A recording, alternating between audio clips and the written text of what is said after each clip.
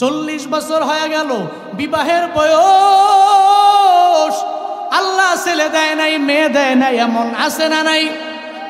আসেনি? আল্লাহর দরবারে চোখের পানি ফালায়া ফালায়া রবকে ডাকে, মালিক কেন তুমি আমারে ছেলে দাও না, কেন মেয়ে দাও না? এরকম আছে না নাই? খালি কান্দে আল্লাহর কাছে, বলে আল্লাহ ছেলে দাও, এটা মেয়ে দাও, আর না একটা সন্তান হইলে দিয়া কলিজা ঠান্ডা করে দাও। এরকম বলে কি বলে না? কথা কয় না কে? এরপরে যদি হঠাৎ করে কয় দু আল্লাহ আমার কথা কবুল করে নাকি? না, মুমিনের জীবনে ধৈর্য হারা কথা নাই। উফ, ধৈর্যহীন আলাপ, ধৈর্যহীন কোন শব্দ, ধৈর্যহীন কোন বাক্য মুমিনের জীবনে হতে পারে? মুমিন তো জানে বিপদ তো আমার, দিন শেষে এ বিপদ, এ মুসিবতের পরে আল্লাহ তো আছে, আমার দোয়াটা একদিন কবুল হবেই। ফিলিস্তিনের মুসলমানরা কাঁদে, বারবার কাঁদে, সময় এমন একদিন আসবে দোয়া তো কবুল হবে। ইসরায়েলের নেতানিয়াহু আজকে দেখলাম পলায় গেছে, দেখেন না আপনারা? দেখেন না আপনারা? দোয়া তো কবুল হবে। নেতানিয়াহু পালায়া শুধু কান্ত না, পুরা ইসরায়েল আগুনের দাবানলে জ্বলবে ইনশাআল্লাহ। শুধু মুমিনের দোয়ার অস্ত্রটা অগ্রগামী হবে, খালি চালায়া যাবে। সে শুধু এই দোয়ার পুঁজি নিয়ে আগাবে। আল্লাহ এই দোয়া হয়তো আজ না হয় কাল কবুল করবেই করবেই করবে, বলে ইনশাআল্লাহ। শেখ সাদি রহমাতুল্লাহ উনি চিন্তা করলেন, আমি প্রথম রাত দোয়া করলাম, কেন আল্লাহ কবুল করলো না? দ্বিতীয় রাত আবার করলাম, চিন্তা করলেন এরপরও কবুল করলো না কেন? তৃতীয় রাতে আবার দোয়া করলেন। কয় রাত গেল? 3 রাত টানা আল্লাহকে বলতে লাগলো, আল্লাহ জমিটা তো অনুর্বর, একটু উর্বর বানায় দিলে কি হয়? চতুর্থ রাতের বেলা আবার এক নাগারে যে আল্লাহ আমার ডাকে সাড়া দেয় না, আমিও আল্লাহর এই দোয়ার সারব। সিজদায় পড়ে চতুর্থ রাতের বেলা আবার আল্লাহকে বলতে লাগলেন, আল্লাহ গো জমিটারে উর্বর বানায় দাও। চতুর্থ রাতের বেলা আবার যখন আল্লাহকে বলল, আল্লাহর কাছে শেখ সাদির ওই দোয়া পছন্দ হয়ে গেছে। শেখ সাদি রহমাতুল্লাহ আলাইহি চতুর্থ রাতের দোয়াটা রবের দরবারে কবুল হয়ে যাওয়ার পরে আল্লাহ কয়, আই খিজির দৌড়ে যাও আমার ওই বান্দার কাছে, শেখ সাদির দরবারে যাও। দেখা গেল সিজদায় উনি পড়ে আছেন। হযরতে খিজির আলাইহিস সালাম ওনার বরাবর চলে আসলো। উনি সিজদা থেকে ওইটা দেখি হযরতে খিজির ওনার সামনে দাঁড়ানো। কে আপনি? কি আপনার পরিচয়? কয় আমি খিজির। কয় কে পাঠাইছেন? কয় সিজদার মধ্যে যে আল্লাহরে বারবার ডাকো ওই আল্লাহ পাঠাইছেন। কি চাইছো আল্লাহর দরবারে? কয় আমি তো চাই অনুর্বর জমিটা উর্বর হয়ে যাক। কয় আল্লাহ তোমার দোয়া কবুল করে নিয়েছেন, তুমি এই সকাল হলেই দেখবা অনুর্বর জমি আর অনুর্বর নাই, ফুলে ফলে ঘাসে জমিটা উর্বর হয়ে গেছে। শেখ সাদি রহমাতুল্লাহ আলাইহি ফজরের সময় চিন্তা ভাবনা করে, যেই জমিটার মধ্যে অনুর্বর ছিল ওই জমিটা কি হালাত হয়ে গেল, একটু দেখা লাগবে। সঙ্গে সঙ্গে চলে গেল। উনি জমির বরাবর যা দেখে খিজির আলাইহিস সালাম যেভাবে বললেন ওইভাবেই তো হয়ে গেল। ওই জমিটা ফুলে ফলে ঘাসে পরিপূর্ণ ভরপুর হয়ে গেল। উর্বর একটা জমি এলাকাবাসী যখন পেয়ে যায়, এলাকাবাসী সঙ্গে সঙ্গে খুশি হয়ে যায়, দৌড়ে চলে আসে। একটা পর্যায়ে শেখ সাদির দরবারে যাওয়ার পরে যায় শেখ সাদিরে বলে, শেখ সাদি রে, আপনি মনে হয় আপনার কারামতের কারণে আমাদের অনুর্বরের জমিটা উর্বর বানায়া দিলেন। শেখ সাদি কয়, না রে, বিন্দু মাত্র পরিমাণ আমার কোনো পুঁজি নাই, এই জমিটারে আমি উর্বর বানাইতে পারি না, এই জমিটারে উর্বর বানানোর যোগ্যতা আমার নাই। এই জমি তো উর্বর বানাইছেন একজন, চিল্লায়া বলেন তার নাম। শেখ সাদি ডেকে বলে, ও এলাকার মানুষ, জমি তো ছিল অনুর্বর, উর্বর তো আমার করার মতো কোনো যোগ্যতা নাই। এই জমি উর্বর করেছেন আমার মালিক। ওই কে তোমার মালিক? ওই আমার রব। আল্লাহ পাক এই জমিটারে উর্বর বানাইছেন। এলাকার লোকেরা সঙ্গে সঙ্গে জানায় দেয়, আই শেখ সাদি রহমাতুল্লাহ আলাই, যে আল্লাহরে এতদিন গালি দিলাম, বিন্দু মাত্র পরিমাণ বিশ্বাস করলাম না তোমার আল্লাহরে। তুমি আল্লাহর কথা বারবার বইলা বইলা দাওয়াত দিলা, আমরা মানলাম না। এতদিন পর্যন্ত আমাদের কোনো ব্যক্তিরা, আমাদের ধর্মের বড় বড় বড় মানুষেরা অনুর্বর এই জমিটাকে উর্বর বানাইতে পারে নাই। শেখ সাদি রহমাতুল্লাহ আলাই এর কাছে এসে এরা সবাই বলে যে, তোমার যে আল্লাহর অবিশ্বাস করতাম এতদিন, ওই আল্লাহ অনুর্বর জমিটার উর্বর বানাইল, তেলি আর দেরি কেন? আমাদের পড়ায়া দাও লা ইলাহা ইল্লাল্লাহু মুহাম্মাদুর রাসূলুল্লাহ। 4 শতাধিক পরিবার, কয় শত? 400-এরও অধিক পরিবারের সমস্ত সদস্যরা সঙ্গে সঙ্গে শেখ সাদির হাতে কালিমা পড়ে মুসলমান হয়ে গেল। এমনকি পরবর্তী সময়ে যেই জমিটা ছিল অনুর্বর, ওই জমি তো উর্বর হলোই, মানুষ ওখানে বসবাস করা অবস্থায় ওই জমিটা ওই জামানার সবচেয়ে বেশি ইসলামিক উর্বর জমিতে পরিণত হয়ে গেল। ব্যাকগ্রাউন্ডে আছে কি? দোয়া। কি আছে? এর মানে দোয়ার মাধ্যমে অনুর্বর জমিটাও উর্বর হয়।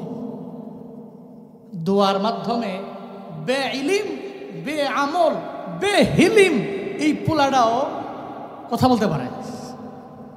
দোয়ার মাধ্যমেই ছেলে অনেক গরিব, কোনো রকম চলে, পুরো পরিবার ঠিকমতো চলতে পারে না, দোয়ার মাধ্যমেই মোস্ট রিচেস্ট একটা ফ্যামিলি সমাজে হয়। এই জন্য দোয়া একটা পুঁজি, একটা অস্ত্র, সমস্ত ইবাদতের মগজ। আমরা এই দোয়া নিয়ে চলবো তো ইনশাআল্লাহ, চলবো তো ইনশাআল্লাহ। আল্লাহ তৌফিক দান করেন, সকলে পড়ি আমিন। আরো জোরে পড়েন আমিন। খুতবায় আমি একটা আয়াতের অংশ পড়েছিলাম, যে আয়াতে আল্লাহ পাক আদেশ দিয়েছেন দুইটা। কয়টা? এই দুইটা বিষয়ে কথা বলবো, বলি আমি আমার বয়ান শেষ করব। আপনারা থাকবেন না দৌড় দিবেন? আমার পরে তো আর অনেক ওয়াইজরা আছেন যারা আপনাদের পছন্দের লিস্টের বক্তা সবাই আছেন। সবার বয়ান শুই না, দোয়া দিয়া এরপর বাড়ি যাবেন। রাজি আছেন ইনশাআল্লাহ? আল্লাহ তৌফিক দান করেন, সকলে পড়ি আমিন। আল্লাহ পাক মিশন দিয়েছেন, চলার পথে প্রথমত শুকরিয়া আদায় করবে আল্লাহর। কার? কার? গরিব হলে, ধনী হয়ে গেলে, নাকি ধনী হলে আল্লাহকে ভুলে যেতে হবে? আছে তো এরকম অনেকে আছে যারা ধনী হলে আল্লাহকে ভুলে যায়, রিক্সা চালায়, কোনো রকম জিন্দেগি, দেখবেন ও আল্লাহরে স্মরণ করে বেশি। কোটিপতি সমাজের, ও মানুষের মানুষ মনে করে না, সালাম দিলে সালামের জবাব নেয় না। কারণ কি? টাকা আছে না, সব তো আমার পায়ের নিচে থাকবে। এরকম অকৃতজ্ঞ জাতি আছে না নাই? সেলিব্রিটি হওয়ার আগে আল্লাহকে ডাকে বেশি, মশহুর এবং প্রসিদ্ধ হয়ে গেলে আল্লাহকেই ভুলে যায়। আগে ঠিক মতো খাইতেই পারতো না, চলতে পারতো না। 3টা ছেলে চলে গেছে, একজন সৌদি আরব, আরেকজন মালয়েশিয়া, আরেকজন মালয়েশিয়া, 3জনই মালয়েশিয়ার সৌদি আরব থাকে। তো মাসে মাসে টাকা পাঠায়, অ্যাকাউন্ট পুরা ভারী। ব্যাংকাররা দেখলে সালাম দেয়, সেলুট দেয়। সে চালাইতো, মানুষকে দেখলে সম্মান করতো, সালাম দিত। এখন ভাব নেয়, অথচ আপনি ছিলেন কি? আপনাকে বানিয়েছেন কি? কে বানাইছেন? আল্লাহ পাক চাইলেই আপনারে আবার আসাদ দিয়া আপনার আগের জায়গায় নিতে পারে কি পারে না? এই জন্য আল্লাহ বলেছেন, তুই যা ছিলি ভুইলা গিয়া অকৃতজ্ঞ হইস না। শুকর এক নম্বরে কার? এক নম্বরে কার? আল্লাহ শুকর। আল্লাহ যে জায়গায় আমাদের আব্বা আম্মার খেদমতের কথা বলছেন, এর আগেই আল্লাহ পাক বলছেন তার শুকরের কথা, তার ইবাদতের কথা। যেখানেই বলছেন আব্বা আম্মার কথা, এর আগে আনছেন যে তুই আমাকে আগে স্মরণ করো, আগে আমার শুকর আদায় করো, আমাকে আগে ডাকো, এরপরে আব্বা আম্মাকে ডাইকা তাদেরকে সম্মান কইরা, শ্রদ্ধা কইরা, মায়া কইরা, মমতা দেখায়া কবরে আসো। আব্বা আম্মা রাজি তো আল্লাহ রাজি, আব্বা আম্মা রাজি না তো আল্লাহ। তাহলে এক নম্বরে শুকর কার? বলেন না কার? ওয়াকাদা রাব্বুকা আল্লা তা'বুদু ইল্লা ইয়্যাহু ওয়া বিল ওয়ালিদাইনি ইহসানা। আল্লাহ পাক বলছেন এক নম্বরে নবী আপনার উম্মতদেরকে জানিয়ে দেন, এক নম্বরে ইবাদত করবে আল্লাহর ইবাদতের পরে দুই নম্বরে খেদমত করবে মা বাবার। ইবাদত এক নম্বরে আগে আল্লাহর করবে, মানে শুকর আদায় করবে এক নম্বরে আল্লাহর শুকর কেমনে আদায় হয়? আলহামদুলিল্লাহ বললাম, এর মানেই হয়ে গেল না। আলহামদুলিল্লাহ বলার পাশাপাশি 5 ওয়াক্ত নামাজের দরকার আছে না নাই? আসেনি? এক নম্বরে আল্লাহর ইবাদত, শুকর আদায় করো, আলহামদুলিল্লাহ বলো, পাশাপাশি 5 ওয়াক্ত নামাজেও রবের সিজদা দাও। আল্লাহর কুদরতি পায়ে যদি সিজদা দেওয়া যায় তাইলে রবের শুকর আদায় হবে। রবের ইবাদতের মধ্যে মগ্ন হতে পারলেই রব রাজি হয়ে যাবে। কয় আল্লাহরে শুকর আদায় করবা কেমনে? কয় নামাজে। আল্লাহর শুকর কেমনে হবে? কয় রোজায়। আল্লাহর শুকর কেমনে হবে? কয় দান করার মাধ্যমে হবে। আল্লাহর শুকর কেমনে আদায় হবে? যাকাত দেওয়ার মাধ্যমে হবে। আল্লাহর শুকর কেমনে আদায় হবে? হজ করার মাধ্যমে হবে। আল্লাহর শুকর কেমনে আদায় হবে? আমলের লাইনে অগ্রগামী হওয়ার মাধ্যমে শুকর আদায় হবে। এর মানে মিশন এক নাম্বার, ইবাদত চলবে এক নম্বরে কাজ। তবে ইবাদত করব কবে? ইবাদত করব আমি বুড়া হলে। কথা কয় না কেন? বুড়া হয়ে গেলে তো ইবাদত করার বিন্দু মাত্র পরিমাণ গ্যারান্টি নাই। এক নম্বরে হায়াতের গ্যারান্টি নাই, আমি বুড়া হইলেই মরবই গ্যারান্টি নাই। 2 নম্বরে এই যে মুরব্বীরা এখানে আছে দেখবেন, এরা যখন ওযু করার জন্য যখন যায়, সুন্দর করে মুখটা ধোয়ার পরে হঠাৎ করে তার এমন একটা হালত হয়ে গেল, ওযু ছুটে যায়। এরপরে আবার পুনরায় ওযু করা লাগে। এরপরে মুখ ধোয়ার পরে হাত ধোয়া পর্যন্ত যখন যায়, হঠাৎ করে ওযু ছুটে যায়। এরপরে আবার 3 বারের সময় 3 বার ওযু করা লাগে। ওযুটাও পরিপূর্ণ হইল কিনা এই চিন্তা নিয়েই মুরব্বীটা মসজিদের মধ্যে যায়। ওখানে যাওয়ার পরে 4 রাকাত ফরজ নামাজের জায়গায় পইরা ফেলে 5 রাকাত। এমন আছে না নাই? আসেনি? যেই জায়গার মধ্যে পড়া লাগবে 3 রাকাত, পরে 4 রাকাত পড়া লাগবে, 2 রাকাত পড়া ফেলে 3 রাকাত বলতেও পারে না। হঠাৎ করে একজন জুয়ান পোলা যায় যদি কয়, দাদা গো আপনি তো এমন ভাবে নামাজ পড়লেন, নামাজটা হয় নাই। হাই, বেশি বুঝো, আমার মতো বয়স হয়েছে তোমার, পণ্ডিতি করো, অথচ জুয়ান পোলা যা কইছে তাই ঠিক কইছে, কিন্তু পোলা লোকে খেপে গেছে। এরকম আছে না নাই?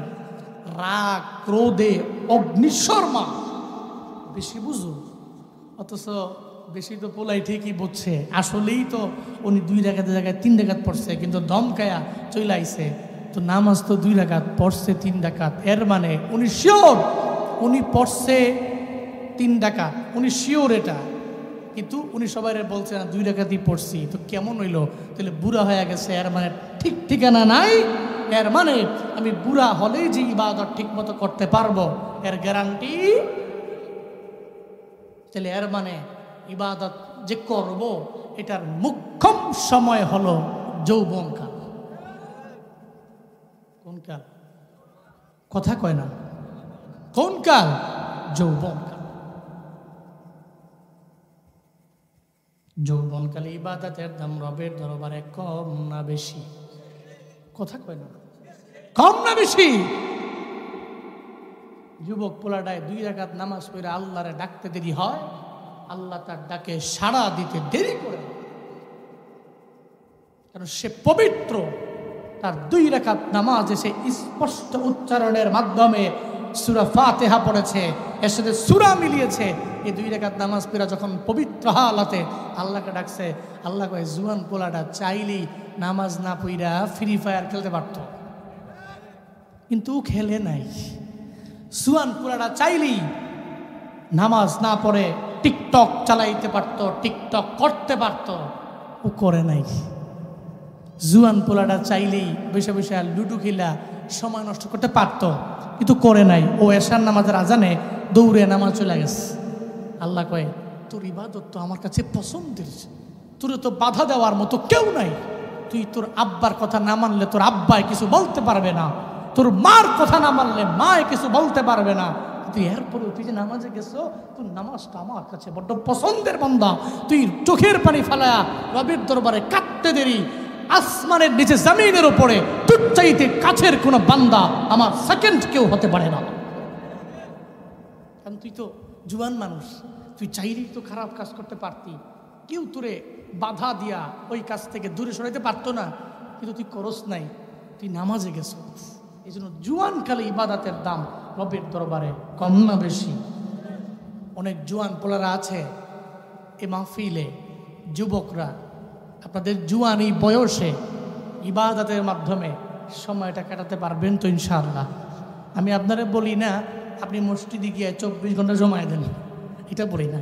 আপনি মসজিদে যাবেন, 5 ওয়াক্ত নামাজ পড়বেন, দৌড় দিবেন, পারবেন তো ইনশাআল্লাহ? আল্লাহ এই যুবকদেরকে তুমি দ্বীনের জন্য, ইসলামের জন্য কবুল করে নাও, সকলে পড়ি আমিন। ইমাম গাজ্জালী রহমাতুল্লাহ আলাইহি উনি এক জুয়ান পোলার কথা জানে। উনি লিখছেন একটা যুবক ছেলে, গরিব, কি কি ধনী, গরিব, অনেক গরিব। আগে তো মানুষ কেনা বেচা হতো, জানেন না আপনারা? দাস কেনা বেচা হতো, তো গরিব মানুষ তো তাকে বাজারে উঠানো হয়েছে দাস হিসাবে। এক ধনী মানুষ গিয়ে ওর সামনে কয়, তুমি কি আমার কাছে বিক্রি হইবে? আমার যদি কিনতে চান তাহলে শর্ত দিব 3টা। কয়টা? 3টা। কি শর্ত? কস না। 1 নম্বরের শর্ত হলো, যদি আমারে নিতে চান নাই, আমার দুনিয়া বিলাইনের মনিব হওয়ার জন্য যিনি পাগল হয়ে গেলেন, 1 নম্বরে আমাকে নেওয়ার জন্য 1 নম্বর শর্ত আমি আপনারে দিয়া দিলাম, আমি দিনের বেলা কাজ করব, রাতের বেলা আপনার বাড়িতে কাজ করব। 1 নম্বর শর্ত। 2 নম্বর শর্ত আমি আপনারে দিলাম, 5 ওয়াক্ত নামাজের আজান যখন হয়ে যাবে তখন দেখবেন সবাই আপনার বাড়ির মধ্যে থাকলেও আপনি আমারে পাবেন না। আমি আজান হয়ে গেলে আর আপনার বাড়ির কাজের মধ্যে থাকতে পারি না। আপনার কাজের চাইতে নামাজ বড়, আপনার কাজের চাইতে আল্লাহ বড়। আমি আল্লাহকেই প্রায়োরিটি দিয়ে চলে যাব নামাজের জন্য। জীবনেও কোনো দিন আমি আপনার কাজের জন্য বসে থাকবো না। এটা যখন 2 নম্বর শর্ত দিয়ে দিল, এরপরে কয় তুই তাহলে 3 নম্বর শর্তটা আমারে বলো। 3 নম্বর শর্ত হলো, আমার ঘরে আপনার বাড়ির মধ্যে এমন একটা কামরা, এমন একটা কক্ষ আমারে দিবেন, যেই রুমের মধ্যে আমি যখন থাকবো ওই রুমের মধ্যে আমি ঢুকবো, আর কেউ ঢুকতে পারবে না। ওই রুমের দরওয়াজার চাবি শুধু আমার কাছেই থাকবে। স্বয়ং আপনি বাড়ির মালিক, আপনার কাছেও রুমের চাবি থাকতে পারবে না। এই 3টা শর্ত আমি আপনারে দিয়া দিলাম। যদি মানতে পারেন আমারে নিয়ে যেতে পারেন, যদি না মানেন আমি আপনার বাড়ির মধ্যে যাব না। দুনিয়া আল্লাহর বান্দা কয়, এই গরিব, এই দাস, যুবক ছেলে, আমি তোমারই শর্তটা আমি মেনে নিলাম, চলেন চলেন তাইলে আমারে নিয়ে যান। জুয়ান পোলারের সঙ্গে নিয়ে রওয়ানা। একটা পর্যায়ে যখন জুয়ান পোলাটারে নিয়ে যখন বাড়ির মধ্যে নিয়ে গেলেন, 1 নম্বর শর্ত মানলেন, তুমি অসুবিধা নাই, দিনের বেলার কাজ করবা, রাতের বেলা কাজ করার দরকার নাই। তোমার 2 নম্বর শর্ত, 5 ওয়াক্ত নামাজের আজান যখন হয়ে যাবে তুমি নামাজের জন্য যাবা, আমার বাড়ির কাজ তোমার জন্য স্টপ হয়ে যাবে। 3 নাম্বার শর্তটা যে দিলা, এখন একটা রুম তোমারে দেখাবো, কোন রুমটা তোমার পছন্দ হয় তুমি আমারে বলো না, ওই রুমটাই আমি তোমারে দিয়া দিব। ওই রুমের দরওয়াজার চাবি তোমার কাছে থাকবে, অন্য কেউ ঢুকতে পারবে না। একটা পর্যায়ে দামি একটা রুমে নিয়ে গেল। ওই রুমে নিয়ে যাওয়ার পরেও রুমটা কয়, না না মনিব, এই রুম লাগবে না, এই রুম তো অনেক দামি রুম, এটার প্রয়োজন নাই। এরপর ওই রুমটা ছেড়ে আর একটা মিডিয়াম কোয়ালিটির রুমের মধ্যে নিয়ে যায়। ওই রুমে নেওয়ার পরে এবার মনিব, এই রুমটা ধরো তোমারে আমি দিয়া দিলাম। এরপরে সে কয়, না রে মনিব, আমার এই মিডিয়াম লেভেলের রুম আমার লাগবে না। একটা পর্যায়ে একটা ছোট্ট জীর্ণ শীর্ণ রুম, যেই রুমের মধ্যে কোনো কাজও নাই, যেই রুমের মধ্যে খাটও নাই, যেই রুমের মধ্যে বিছানাও নাই, সব জায়গায় মশা মাছি পোকা মাকড়ে ভরপুর হয়ে গেছে যেই রুমটা। ওই রুমের বরাবর যাওয়ার পরে মনে কই এটা নিবানি, তাহলে এটাই তো আমার জন্য লাগবে। আমার দামি রুমের প্রয়োজন নাই, একটা ছোট্ট রুম আমারে দিবেন, যেই রুমের মধ্যে আমি আমার আল্লাহকে একটু রাজি বানাইতে পারবো। আমার এত দামি রুম লাগবে না, কারণ ওই দামি রুম আমার আল্লাহর দরবারে প্রিয় না। যেই দামি রুমের মধ্যে নামাজ নাই, যেই দামি রুমের মধ্যে কেউ এক ওয়াক্ত নামাজও পড়ে না, নফল ইবাদতও করে না, ওই রুম আল্লাহর কাছে দামি না। ওই রুম কবরের চাইতে ভয়ঙ্কর রে মনিব। ও মনিব, আপনি শোনেন, এই যে ছোট্ট রুম আমারে দিয়েছি, এই ছোট্ট রুমের মধ্যে জীর্ণ শীর্ণ একটা রুম, এই রুমের মধ্যে বিছানাও নাই, এই রুমের মধ্যে কিচ্ছু নাই, কিন্তু আমি আল্লাহকে যদি রুম থেকে বৈশা বৈশা একটু ডাক দেই, আল্লাহকে যদি একটু ডাকি, এই রুমটা আমার আল্লাহর কাছে বড্ড পছন্দের হয়ে যাবে। আপনার গ্রামের 4 তলা 5 তলা বিল্ডিং এর দাম রবের দরবারে নাই।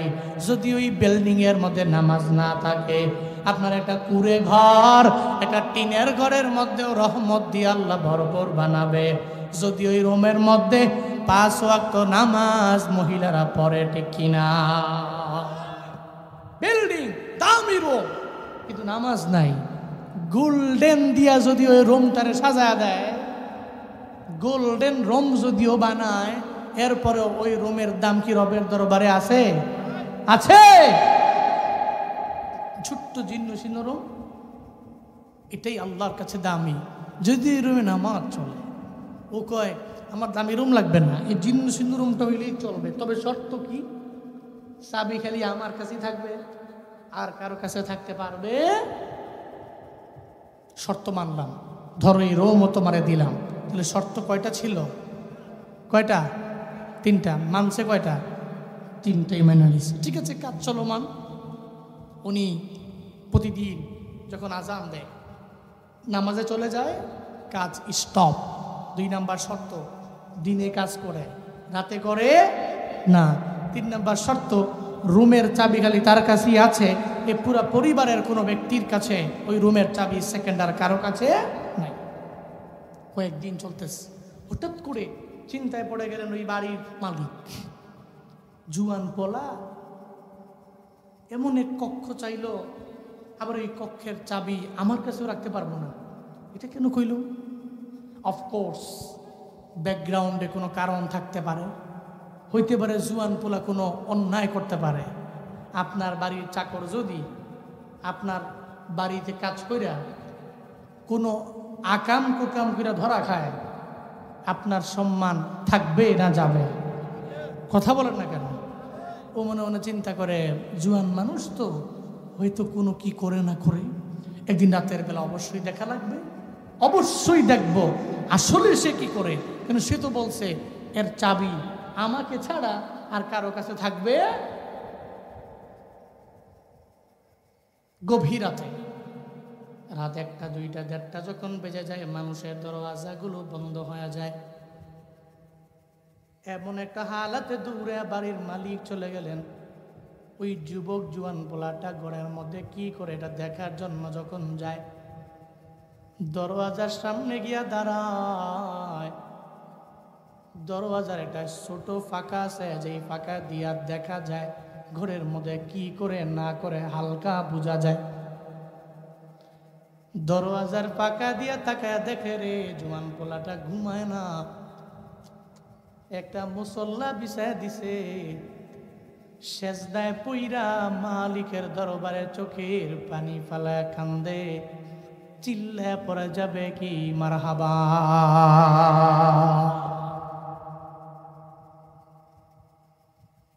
সিজদার মধ্যে পড়ে পড়ে চোখের পানি ফালে কান্দে আর বলে, ও মালিক তুমি আমারে কেন গরিব বানাইলা, কেন তুমি আমারে ধনী বানাইলা না রে আল্লাহ। অন্যের বাড়িতে আমার কাজ করতে হয়, চাইলেও দিনের বেলা তোমার ইবাদত ভালোভাবে আমি করতে পারি না রে আল্লাহ। তুমি যদি আমার ধনী বানাইতা তাহলে আমি তোমার ইবাদত রাতের বেলা যেমনে করি দিনের বেলা তোমার ইবাদত এমন করতাম। যেটা গ্রামের মৌলবি পাড়ার যুবকেরা একটু কান খাড়া করে যদি শুই না যাও রে বাপ, তোমার মতো আমার মতো একটা জোয়ান পোলা, দাস গরিব মানুষ, বড় ধনী না, বড় দামি ঘরের লোক না, চোখের পানি ফেলে ফেলে গভীর রাতে ঘুমায় না, রবের দরবারে কান্দে, আল্লাহ গো তুমি আমারে যদি ধনী বানাইতা তাহলে দিনের বেলাও তোমার ইবাদত করতাম যেমন আমি রাতের বেলা করি। আল্লাহ তুমি আমারে কেন ধনী বানাইলা না। এবার যখন দরওয়াজার ফাঁকা দিয়া বাড়ির মালিকটা মনিবটা যখন তাকায় তাকায় দেখে, একটা পর্যায়ে বাড়ির মনিব দেখতেছে ওই যুবক ছেলেটা সিজদার মধ্যে পইরা পইরা মালিকের দরবারে কান্দে কান্দে, এমন হালাতে তার মাথা বরাবর আসমানের নিচে জমিনের উপরে ওই দেয়ালে ওই ছাদের নিচে বিল্ডিং এর ছাদের নিচে একটা নূরের বাতি ঝলমল ঝলমল কইরা কইরা বারবার জ্বলে। বাড়ির মালিক অবাক হয়ে গেলেন। সে আমার শর্ত দিল এই রুমের চাবি তার কাছে ছাড়া কারো কাছে থাকবে না। আমি দেখতে আসলাম, আবার দেখি ঘুমায় না, সিজদায় পড়ে মালিকের দরবারে কান্দে। আবার তার মাথার উপরে কেন দেখা যায় নূরের বাতি ঝলমল ঝলমল করে জ্বলে। সঙ্গে সঙ্গে চিন্তায় পড়ে গেলেন, এই যেই লোকটারে আমার বাড়ির কাজ করাই দিনের বেলা, এই লোকটা কি আমার মাওলার কাছের মানুষ হয়ে গেল কিনা। সঙ্গে সঙ্গে ঘরের মধ্যে যা কয়, বিবি রে এমন একটা ব্যক্তি রে ঘরের মধ্যে আমি রাখলাম, যেই ব্যক্তিটা, যেই পোলাটা, যেই জোয়ান দাসটা সাধারণ কোনো লোক হতে পারে না, ও আল্লাহর এত পরিমাণে কাছের হয়ে গেছে। সে যখন চোখের পানি ফেলায় রবের দরবারে কাঁদতে লাগলো, তার মাথা বরাবর আমি তাকে দেখলাম একটা নূরের বাতি ঝলমল ঝলমল করে জ্বলে। বিবি কয়, স্বামী রে এই যুবক পোলাটারে আর দাস রাখা যাবে না, আমাদের বাড়ির মধ্যে আমরা রাখবো না, তারে মুক্ত কইরা দেও, হয়তো আল্লাহ ওসিলে আমাদের মাফ কইরা দিতে পারে। ফজরের নামাজের পরে ওই যুবক ছেলের সামনে যায় বলে, এই যুবক ছেলে তুমি রাতের বেলা কেন ঘুমাও না? কয়, না রে মনিব আমি তো ঘুমাই। কয়, না রে আমার কাছে মিথ্যা কথা বইল না, তুমি রাতের বেলা সিজদা দাও আল্লাহর দরবারে কি জানি তুমি গুনগুনে গুনগুনায়া বলো। জোয়ান পোলা কয়, আপনি কেমনে জানলেন? কয়, রাতের বেলা আমি একটু উকি মাইরা তুমি রাতের বেলা কি করো এটা আমি দেখে ফেললাম। যুবক পোলা কয়, কেমনে জানলেন? কয়, দেখা ফেলছি। আল্লাহকে ডাক দে, আল্লাহ গো এতদিন পর্যন্ত তোমার আমার রিলেশন কেউ জানে না, আমি জানতাম আমি কেমন, আর আমি তোমার এত কাছের হয়ে গেলাম ইবাদতের মাধ্যমে। ও আল্লাহ আমার মনিব আমার ব্যাপারে জানতো না, আমার মনিব আমি কি করি আর না করি, রাতের বেলা ইবাদতের মধ্যে মগ্ন হই নাকি আমি কি করি এটা এই ব্যাপারে জানতো না আমার মনিব, কিন্তু জেনে গেল। ও আল্লাহ এখন যেহেতু জেনেই গেল, সে চাইবে আমি যাতে আর তার দাস না থাকি। আমি চাই না আমার সম্পর্ক জানার পরেও দুনিয়ার মধ্যে আমি বেঁচে থাকি। আমি জানি আমি দোয়া করলে তুমি সঙ্গে সঙ্গে আমার দোয়াটাকে কবুল করে নিবা। জোয়ান পোলাটা সঙ্গে সঙ্গে আল্লাহকে জানায় দে, আল্লাহ আমি দুনিয়ার মধ্যে আর থাকতে চাই না, আমি দাস মুক্ত জিন্দেগি আর দুনিয়ার মধ্যে কাটাইতে চাই না। আল্লাহ গো তুমি আমার এই দুনিয়ার মালিকের সামন থেকে আমারে ওঠে নিয়ে যাও। এই কথা বলতে দেরি হয়, যুবক পোলাটা যেই পোলাটা আল্লাহরে এত পরিমাণে রাজি বানাইল, আল্লাহর কাছে আবদার জানাইতে দেরি, আল্লাহ তারে দুনিয়া থেকে উঠে নিয়ে যাইতে দেরি করে নাই।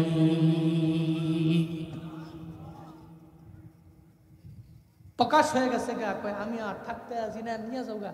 আল্লাহ কয়, যা তোরে নিয়ে গেলাম গা। ও সঙ্গে সঙ্গে তার মালিকের সামনে পড়েই দুনিয়া থেকে বিদায় নিয়ে চলে গেল। ইমাম গাজ্জালি বলে, এই সমস্ত যুবক লোকরা যদি আল্লাহরে ডাকে, আল্লাহর এত কাছে তারা হতে পারে। আপনি যে আজকে থেকে ট্রাই করেন, আপনি মন থেকে 5 ওয়াক্ত নামাজ পড়েন, জুয়ান কালটারি ইবাদতের মাধ্যমে কাটায় আল্লাহর কাছে কাঁদেন, দেখবেন এই দোয়া এটা অস্ত্র। আপনি যা চাইবেন আল্লাহ অবশ্যই আপনাকে তা দিবেন। নবীজি বলেছেন, সাবআতুন ইউজিল্লাহুমুল্লাহু ফি জিল্লিহি ইয়াওমা লা জিল্লা ইল্লা জিল্লুহু। 1 নম্বর আল ইমামুল আদিল, 2 নম্বর ওয়াশাবুন নাশা ফি ইবাদাতি রাব্বিহ। নবীজি বলেছেন, কিয়ামত যখন হবে, আরশে মুআল্লার ছায়া ছাড়া যেদিন কোনো ছায়া থাকবে না, ওদিন আল্লাহ 7 শ্রেণীর লোকরে ছায়া দিবে। এর মাঝে 2 নাম্বার হলো ওই যুবকটা, যে যুবক তার যৌবনকালের সময়টা ফ্রি ফায়ার খেলে কাটাইছে। হ্যাঁ, কথা কয় না কেন? এরকম নেশা আছে না নাই?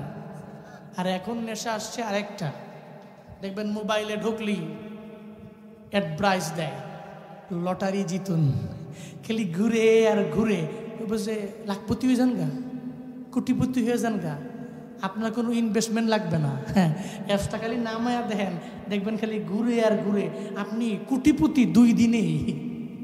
আমার একজন পরিচিত লোক আছে, আমি দেখি যে প্রায় সময় তারা দেখলি ওই মোবাইল অ্যাপসের মধ্যে এটা খালি ঘুরে, কেসিনোর মতো এটা খালি ঘুরে আর খালি টেহা লাগায়। তা আমার কইতাছে, ওই 2000 টাকা পাইয়া লাইছি। আমি কই, বহুত ভালো করছেন, খাইছে রে, একবারে টাটকা হালাল ইনকাম। 2 দিন পরে আমি খুঁজ দেয়া দেখছি যে কি হালত, 2000 টাকা কি প্রতিদিন পান নাকি? না হুজুর, 2000 টাকার লোকে আরো 4000 গেছে। আমি বললাম, এজন্যই স্পষ্ট লেভেলের হারাম। ঠিক কিনা? ঠিক কিনা? হারামে তো বরকত নাই, আছে? আছে। কুরবানি গেল না, গরু জবাই হয়েছে 500 সারা বাংলাদেশে, কথা কয় না 100, নাইলে সর্বোচ্চ 1000 নাকি? লাখ লাখ গরু জবাই হয়েছে। কোন দিন যে খবর পাইছেন? আজকে বাজারে গেছিলাম, আমগো নূরপুরের সড়ক বাজারে, যে গরু বাজার, এনে গিয়া দেখি যে গরু নাই, খালি মানুষই আছে। এমন দেখছেন? কথা কয় না কে? আপনি বাজারে গিয়া টাকা টুকা লইয়া 1.5 লাখ লইয়া গেছেন, টাকা লইয়া ঘুরে পড়ছেন, গরু নাই। এমন হয়েছে? লক্ষ লক্ষ গরু জবাই হয়, কিন্তু গরু বাচ্চা দেয় কয়টা? কথা কয় না, কয়টা? একটা। এরপরেও কুরবানির সময়ে লক্ষ লক্ষ গরু কুরবানি হইলেও গরুর কোনো কমতি নাই। লাগলে 2টা দাও, লাগলে 3টা নাও, লাগলে 4টা দাও, তোমার অ্যাবিলিটি অনুসারে দিতেই থাকো।